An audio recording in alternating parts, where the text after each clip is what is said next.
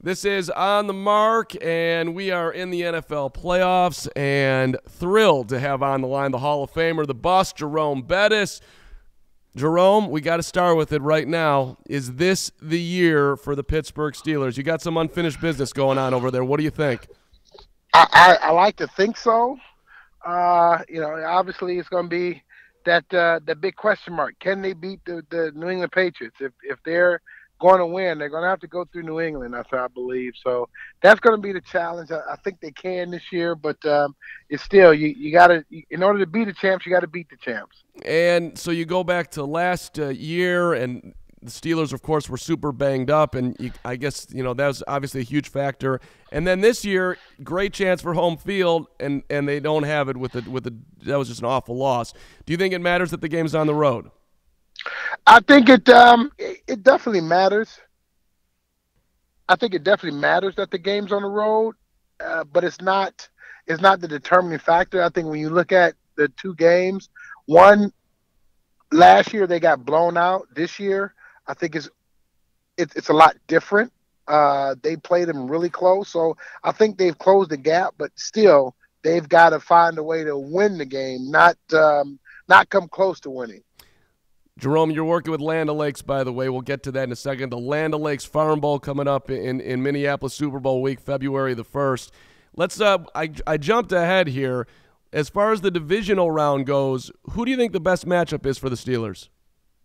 Well, I think the best matchup would be Buffalo. I mean, but I think Buffalo probably wouldn't be play. I think anybody but Jacksonville. I think Jacksonville matches up with Pittsburgh the best. So I think Tennessee, if they played the Titans, or I'm not sure who else they would possibly play. I think Buffalo would end up having to play.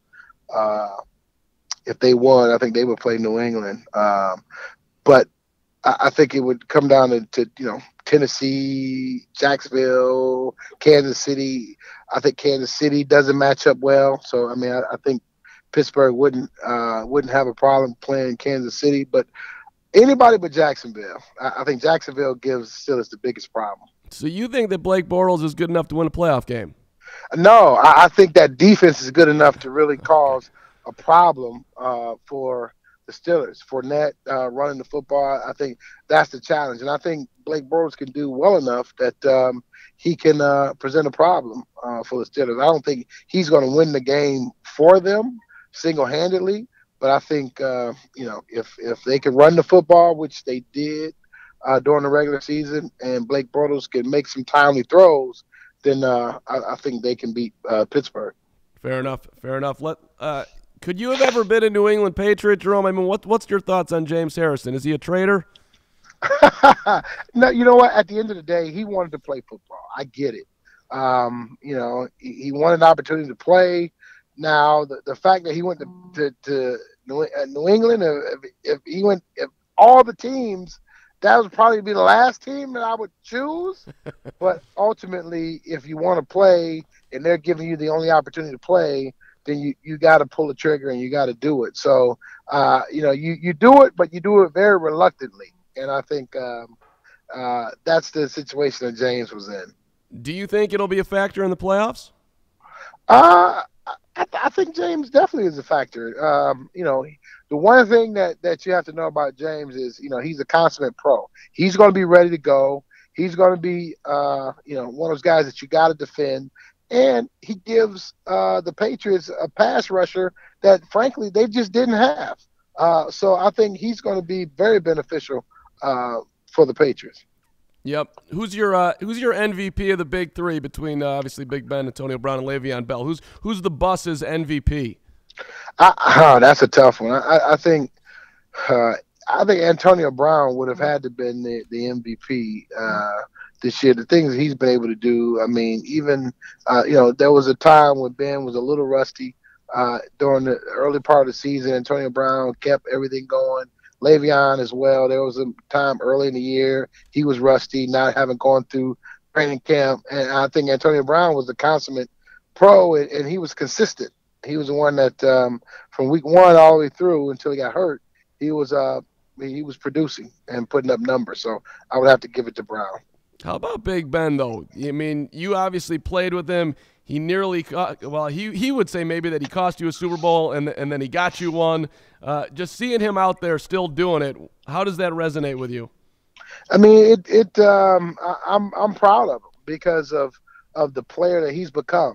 Having played with him early in his career, you saw, the youthfulness, you saw a little bit of the immaturity, but he's grown, and he's grown leaps and bounds on the field and off the field. And to see his development as a football player, and to see him become one of the elite quarterbacks in the NFL, that's impressive to see. So, I take my hat off to Ben. He's done a great job through his whole career.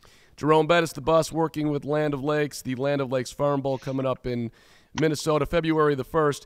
I want to ask you about player safety, Jerome. That's always a huge topic, hot topic. And you, of course, played an incredibly physical style of football. So when they talk about making the game safer and perhaps, doing whatever they can to limit concussions and concussion protocol and all that type of stuff, what are your thoughts on how they can do it better or if they need to at all? My thoughts is that, they're doing a good job trying to legislate the big hits out of the game.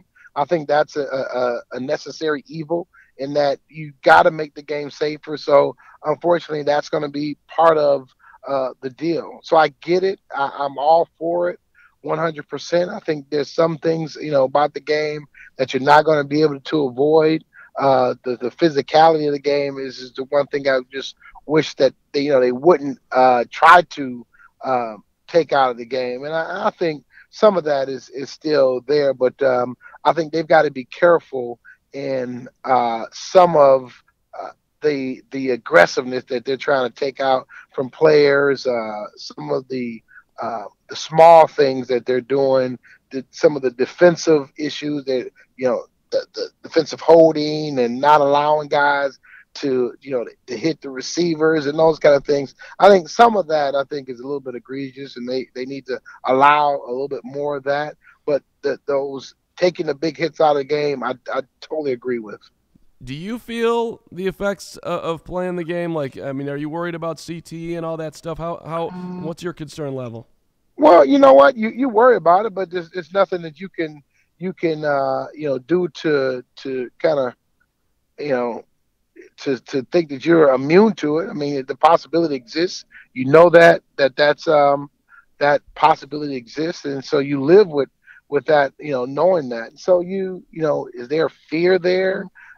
Sure, there's some fear there, but it doesn't make me not want to continue to live my life and enjoy the opportunities that I have now. So I live for today, and hopefully it doesn't affect me tomorrow. Right. I mean, we're talking about 3.5 GPA in high school, Jerome Bettis here. We're talking about Notre Dame.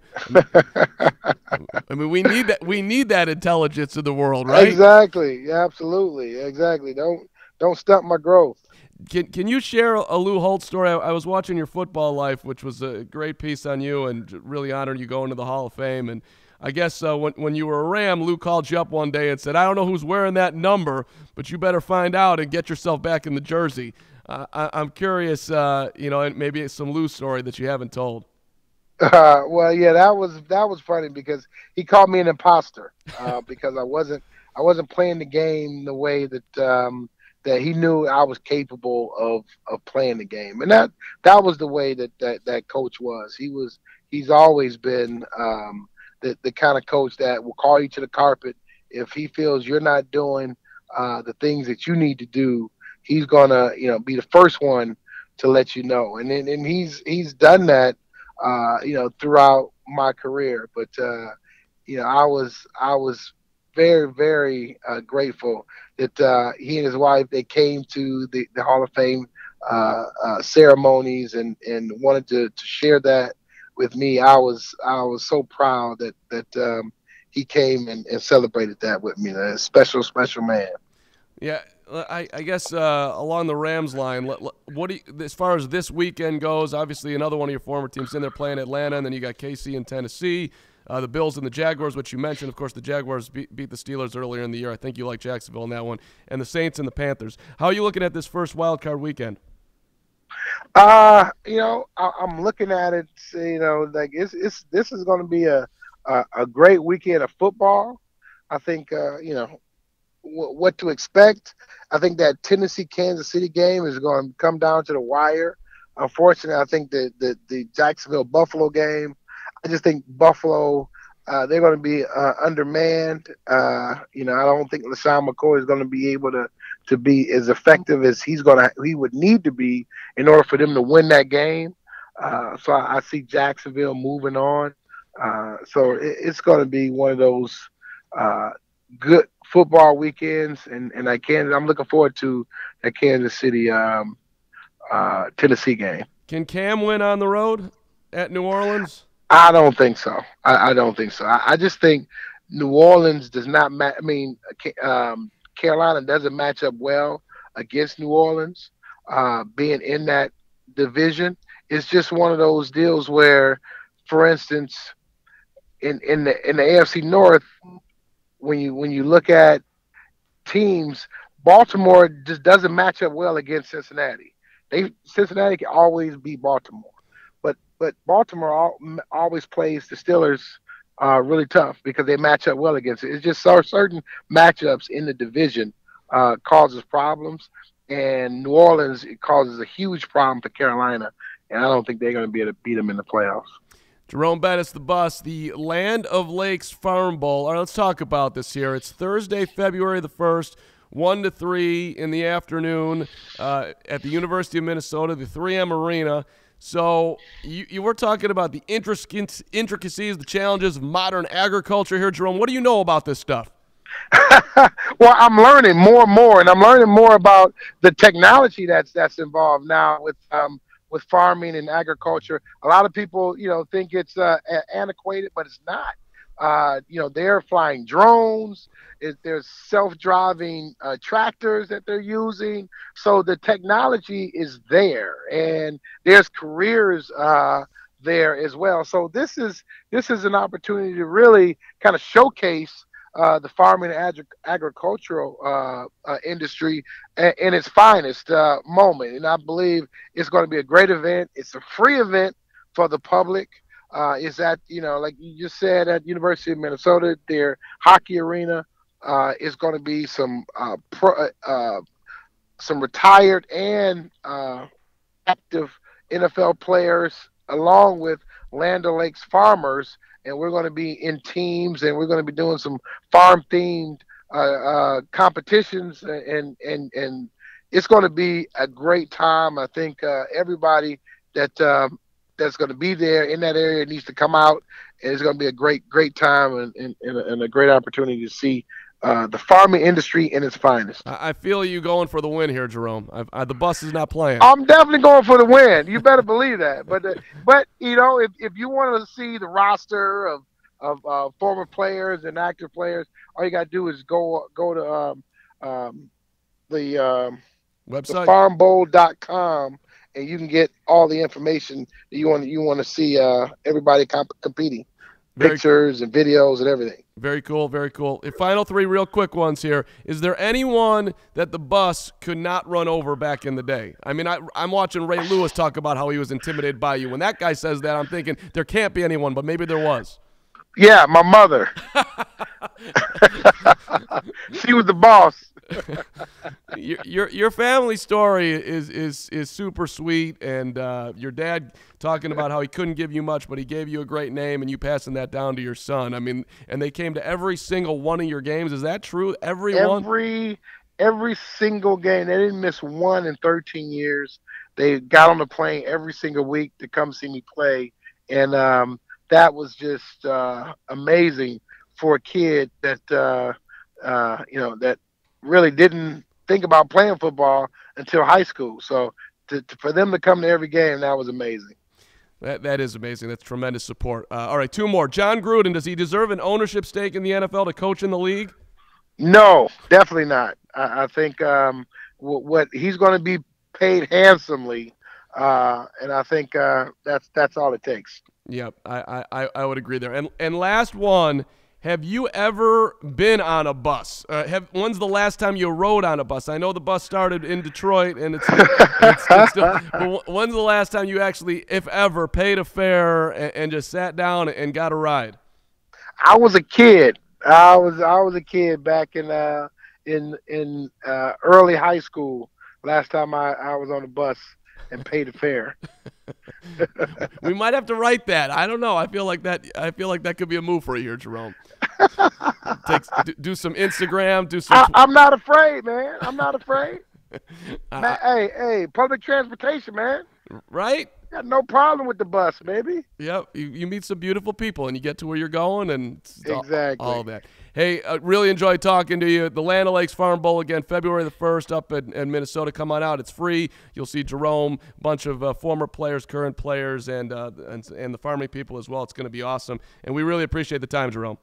No problem. Thank you.